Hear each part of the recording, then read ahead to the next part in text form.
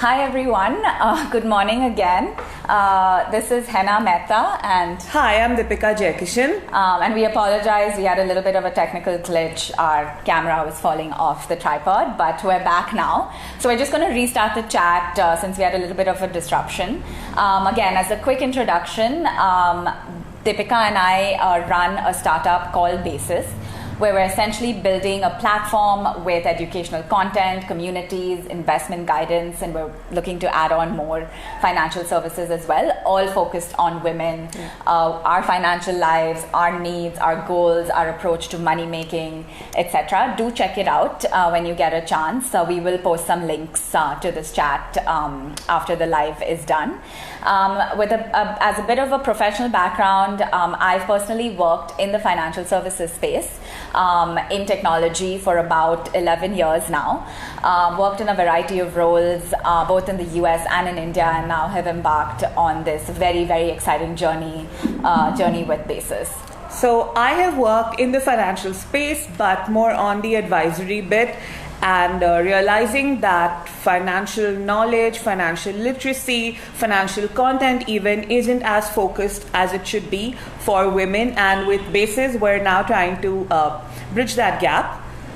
Yeah. Great. So let's kick it off. One of the things we've realized very, very strongly as we've talked to literally thousands of women now across different parts of the country is how closely financial independence is related to, well, power, right? We all talk about independence and leaning in and, really owning it in our careers and in the workplaces and still, trying to have it all as women. But really none of that is possible if we don't have a strong hold, a strong control, and we're not taking charge of our money, right? So independence in a lot of ways is financial independence. So we'll just want everyone to really internalize that thought and just keep it at the back of your mind as we're kind of going through this entire chat. One of the things we were also discussing as we were looking back over the last decade, which is also crazy because Y2K was 20 years ago. Both Deepika and I are movie buffs, and one of the things we keep discussing is how women are portrayed in movies, what kind of characters there are, and we've just loved seeing that change, that just progressiveness in the media, in India specifically, over the last few years. We really believe that you can't be what you can't see. So we need role models at the workplace, we need role models at home, we need role models on people who are influencing us. Yeah. And so it's been very, very, very promising to see that in the media. Yeah, and I think just the fact that we're talking about financial independence, but financial independence, and we were having this chat yesterday with someone, is not just making money.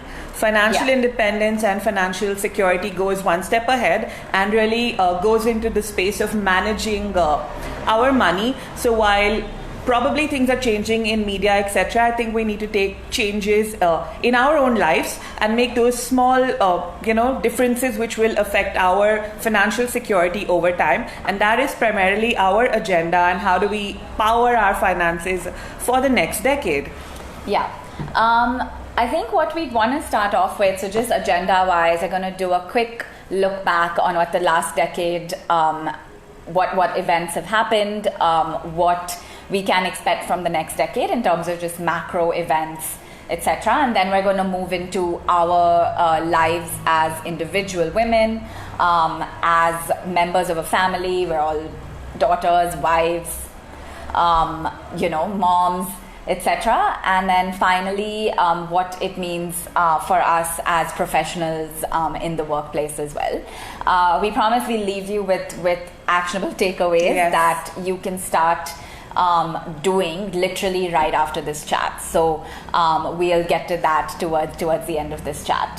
So Deepika, let's start with just kind of a look back at the last decade, right? Like the events that have happened in India that have affected our financial lives, how our goals may have changed, etc. I think most of the things that happened in India, in our economy and in the business industry were things we didn't anticipate, were things which probably affected our lives in more ways than one. Whether we talk about, one of the biggest airlines, private airlines of the country going down in like the early 2010s.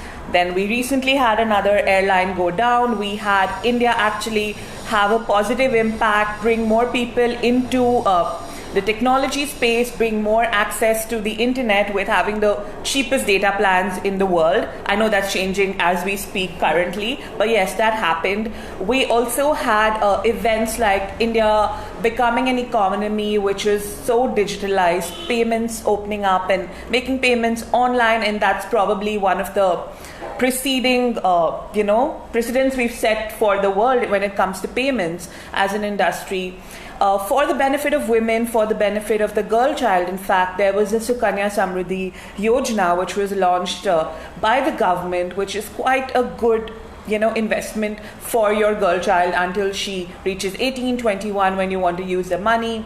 There was demonetization, and as we know, the most affected were homemakers. We'd be surprised, but homemakers were the most affected because the tendency of our mothers or grandmothers was to stash that cash, and there was this sudden event overnight which changed things at that point in time. There was the GST tax introduced. Yes, still mixed opinions about that. Interest rates on our traditional investment options such as our fixed deposits, bonds, etc. has fallen, which should really start make us thinking about different investment options. We probably can't be putting our money in the same places we were 5 or 10 years ago. A lot has changed in this space, and our financial portfolios should replicate that change as well. Right. We always maintain, even at basis, depending on your tax bracket, our favorite fixed deposits, which are safe, which are there with our bank, which are giving us a good rate of return, may not be beating inflation after you factor in taxes, right? So something to think about. We have some content on that as well. What are we looking at in the next decade? How are some of our goals changing? What are we expecting in terms of like interest rates? So I think, we've been reading about this a lot, and the more we talk to people at, women primarily at basis, we realize that financial goals in the last decade have changed considerably. The one primary goal being a focus for everyone, children's education, that hasn't changed. But apart from that, the entire order of our financial goals has changed.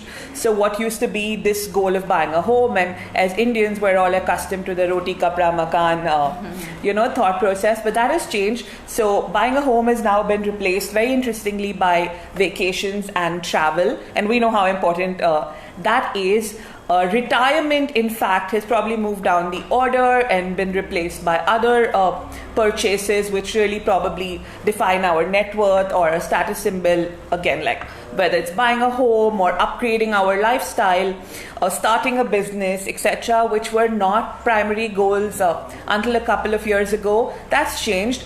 Unfortunately, I think down the order is our health needs.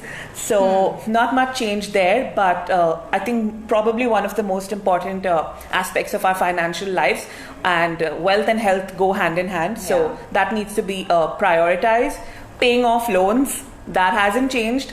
And unfortunately, the access to loans has only gotten much easier. With the tap of a button, you have money credited to your bank account, and you could buy it from use it to buy a mobile phone or buy a television or a home. It's so easy to access credit now, and unfortunately, paying it off is not a priority. So that's probably a couple of things we need to fix in our lives as well. Also, retirement should be a little higher. I know it's hard to think of and as we talk about financial goals, like we said, the structure of the chat today, our individual goals, our goals as a family, our goals as professional women, I think in all these aspects, retirement is one goal that is common, and I think we should prioritize that bit.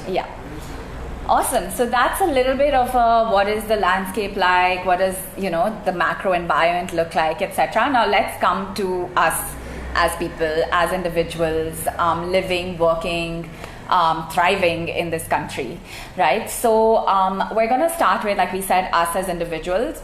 Put on your oxygen mask before, before helping others. One of the things to really power up our finances the next decade is to understand what our personal goals are, right? A goal could be, something like going for higher education. Yeah. It could be buying a house. It could be taking, an international trip every year. All the stuff that's important to us in our lives. That keeps us happy, that keeps us motivated, etc. So one of the things we recommend is, if you've not done it already, literally write down your top 3 goals, right? What do you want to achieve? Or what are you saving up for in what amount of time?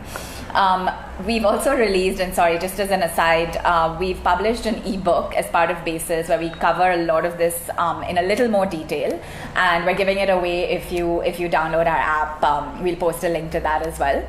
But yeah, just write down your goals, see what you need to save up for, see what it costs today. And as an example, we're going to walk through a travel goal. Yes. I think that being probably one of the most primary goals of people. So we just actually were talking to someone and we picked up her goal to use as an example.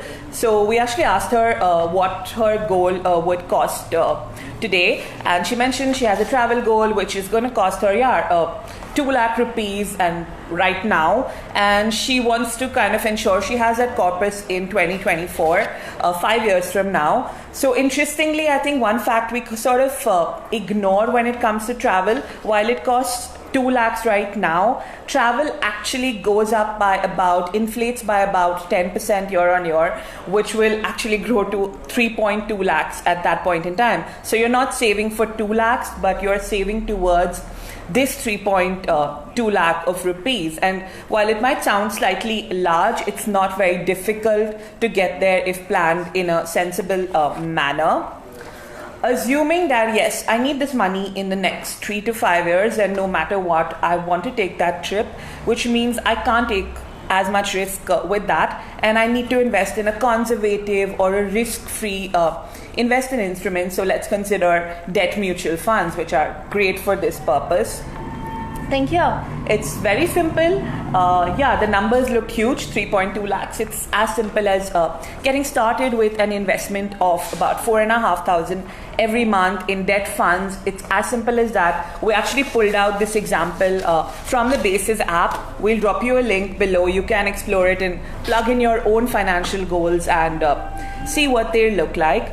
And talking about individuals, I know there are a lot of things we plan for, and as women, we're making very different choices these days, whether it is choosing to get married a little later, whether it is choosing to fund our marriages, whether it is choosing to pay for that honeymoon, which we saw in the movie Queen. She saved up all that money for that trip, which she eventually took on her own, which was, I think, quite commendable. And so as individual women, things are changing. Let's take control, plan your goals. Like Henna said, put down 3 primary goals. When do you need that goal? What is that amount you can start saving now? Very importantly, assess what is your risk profile. I know we're recommended investments by the dozen. You walk into the bank, you have your banker dropping you like 3 investment options. You talk to a male friend dropping you 5 investment options, but your investments need to be customized to your own needs and not somebody else's. So and your approach to risk may be very, very different from your friends, your colleagues, other members in your family. So just understand what your risk appetite is, your risk tolerances, because that will determine what and how you put your money into investments, right? I think we'll move very quickly into insurance next. Now, this does have an overlap between individual and your family. So how do we protect our wealth? So I think insurance is, as we know, I think if you look at numbers, so as India is extremely underserved a market with insurance, especially women, over 50% of women are underinsured or not insured at all. And whether you're a single woman, whether you're living on your own, a part of a family, you're a professional woman, irrespective of your social or your marital status, insurance is undeniably important. And I think there are three aspects to this. One is your health insurance. I know a lot of people think, hey, you know what, I have this cover from my company and that's sort of sufficient for me, which may not be enough, because let's assume you were to start off your business in some point in time. And I know this happens to most people. They completely forget that, hey, you know what, when I left that job, I also left that insurance policy. And important to have your own personal insurance, irrespective of health insurance, irrespective of your life situation. Also, when you're married, and this may probably trigger some thoughts, but have your own health insurance even if you have a family floater. So family floater is essentially something that covers 2 or more members of a family. But even if you're married, have your independent insurance policy, because if tomorrow you want to move on with your life from that marriage, you shouldn't be in a situation where you're undercovered on the insurance front. So health insurance is extremely important. If you're working, essentially, if you are contributing to financial expenses of your home, life insurance is important. And life insurance is not that policy which tells you, hey, you know, you're going to get X amount of money back 20 years later. Insurance as a concept is very simple. And yeah, just to make an analogy, it's like your 2-wheeler and 4-wheeler insurance. If something happens to your vehicle, you get X amount of money. If not, you don't get that premium back. Yeah. So life insurance should be treated the same way. Something happens to you, your family is protected financially. And that essentially should be done through a term insurance plan. Premiums for women are fairly cheap when it comes to life insurance. Start that policy early. And if you're in your mid-20s, it's probably the greatest time to take it. It's probably the cheapest at that point in time. Also, one particular form of insurance which is not talked about enough is critical illness. I think we all have I think if you sit with a group of 4 people, and invariably there will be a conversation of some person we know who is probably suffering from cancer, and there are huge amounts of money that are going towards that treatment. So these lifestyle illnesses and other serious illnesses are not uncommon. A critical illness basically is a replacement of income of sorts. If something were to happen, you are paying back on that, you're paid back for that period in time. Another thing which is unfortunately in India, or I think even in most economies, not covered for women is our reproductive procedures, and that's just not maternity and child delivery, etc.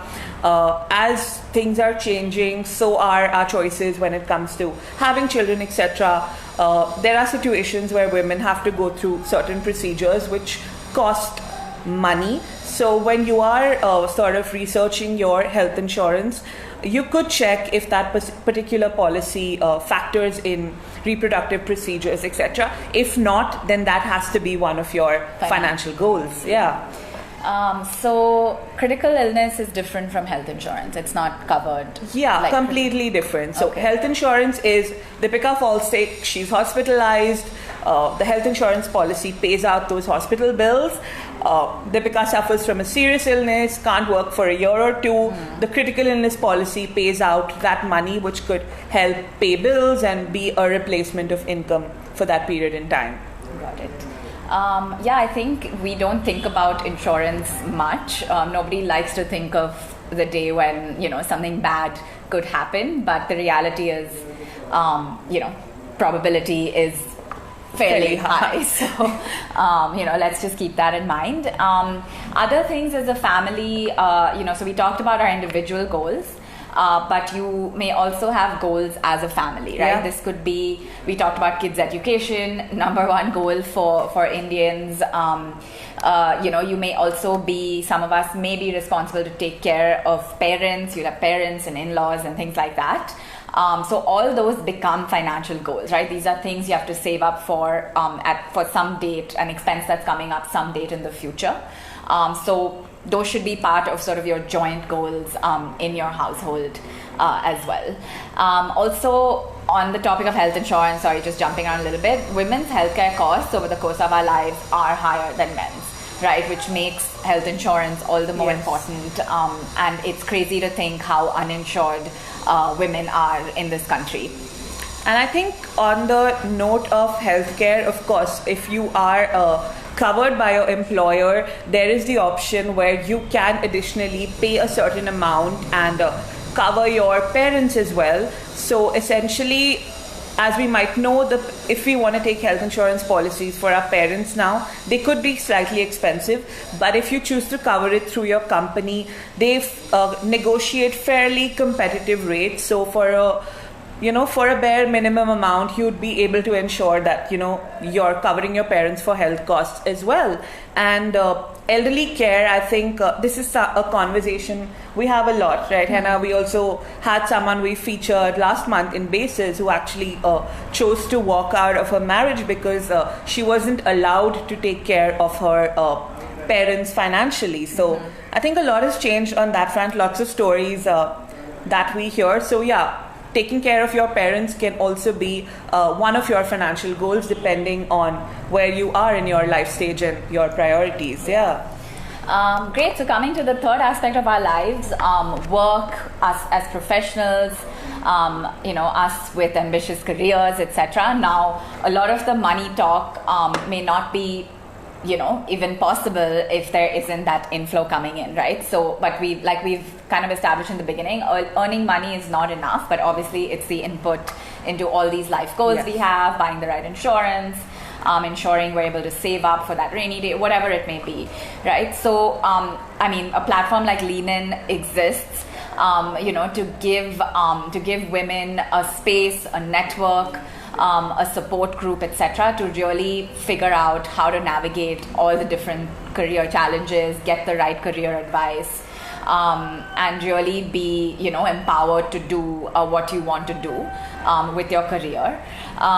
We'd encourage, in the next decade, we talk a lot about on our Lean In groups, of course, networking and dealing with, let's say, workplace politics, figuring out how to negotiate a good salary, all of those skills are not sort of nice to have, they are need to have for us as women who are trying to build successful careers. So one of the things we'd suggest trying to do more of is, upskill, reskill, both in terms of hard skills, but also in terms of these softer skills that will help us really climb that corporate ladder, or the jungle gym as Sheryl Sandberg calls it. And then really just own our careers, and then that feeds into kind of our financial independence as well. So that's something we encourage folks to do. Practice negotiations with your friends, right? I did this a lot. Negotiating anything makes us awkward, uncomfortable. There was a study I read about how 20% of women just don't negotiate at all. Let's change that. If you don't ask for it, you don't get it, right? Just keep that in mind. If it's uncomfortable to even think about, negotiating for a higher pay or, a title or whatever it is you think you deserve, practice it. Next time you're out for coffee with a friend, ask her or him to be that, that boss, that manager, that HR person in the office, and practice it. Practice is what will make you comfortable. Just remember to do that. Not negotiating a salary even earlier on in your career could have repercussions on your net worth for the rest of your life, right? You're just placed on a different benchmark, and all subsequent raises and hikes and appraisals, etc., will all be kind of tied to that benchmark. So you want to make sure you're not kind of not getting what you deserve. There are also other things that exist, which we won't go into detail here, but we talk about it a lot on our Lean In groups, is the gender pay gap, right? Women are paid less than men, we've seen between like 18 to 25% less on average for the same job with the same qualifications. That has repercussions on our wealth over the course of our lives. So keeping in mind all of this, your workplace, your salaries, your career growth, and just kind of being proactive about it is what will really help us over the next several years. And I think negotiations shouldn't be really tough for us. I think look at our mothers, they're great at negotiating. We could probably pick up some skills from them.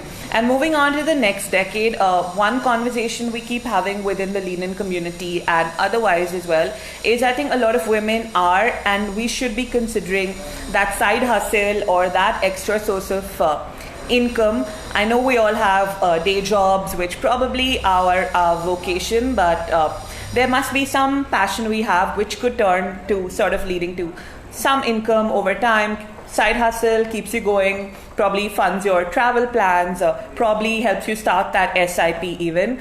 So yeah, just start considering these things. And I think navigating through the next decade will also bring up a tough challenge in terms of not just empowering ourselves financially and getting ourselves informed, but even moving for those who have kids. I think there is going to be this challenge of ensuring your children are financially aware.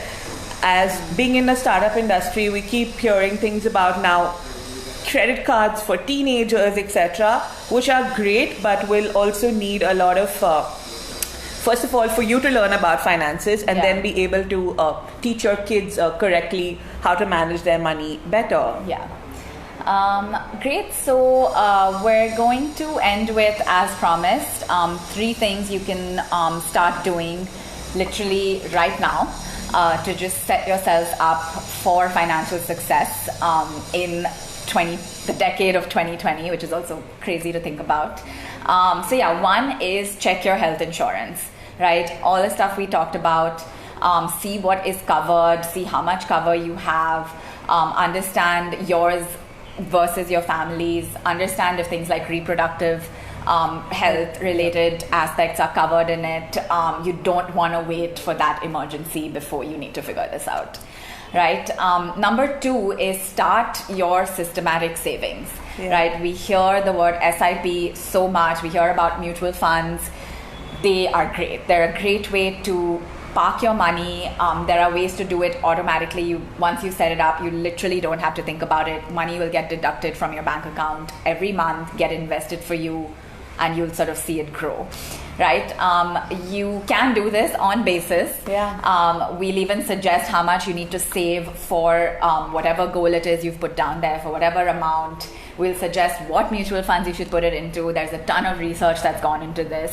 And so it's never been easier, right? There's digital payments. You can literally create an investment with like 3 or 4 clicks on an app today. Speaking of systematic savings, do your tax savings, right? I mean, now we're getting to the end of this financial year. If you haven't done it already, do it. These are investments you can make that will reduce your tax burden. Again, no brainer. It should be done every year. For the next financial year, set a reminder to get it done in like April or May, just early in the year. For the next decade, keep that annual reminder on your calendar. So we'll make sure you don't forget. You do it early and you're not rushing into things to save taxes towards the end of the fiscal year. Yeah, and to add to that, move on from your traditional tax saving options. I know we're all comfortable having those insurance policies, 5-year FDs, your 5-year, 10-year national savings certificates. We'll probably drop some notes in terms of calculations in comments, but a post-tax return on those is not great. Please consider equity-linked saving schemes as tax-saving options. They will reap you benefits over the longer term. And when you're starting your SIP, don't look at it as a short-term investment. We're talking about the next decade. Look at making a commitment to your financial future and keep it going. And as women, we're naturally long-term thinkers, so let's leverage that. And finally, number 3, I mean, this is a very broad thing, but just take charge. Know where your money is going, know where it's invested, take those money decisions, don't give up control. If you need help, ask, right? We exist as a company, we exist as people. You have friends going through very similar life events, life situations. Talk about it. And set a quarterly reminder on your calendar to just check in on your money, right? And just making it a habit is what will, set ourselves up for, again, long-term financial success. And it should just become, kind of part of our lives, just like health or food or, all the other things we do care about. So we'll leave you with those three things. We do see, we are taking questions if you're tuned in. Otherwise, you can drop them as comments. We have one question from Shweta Sagar. How do I understand the aspects of mutual fund investments?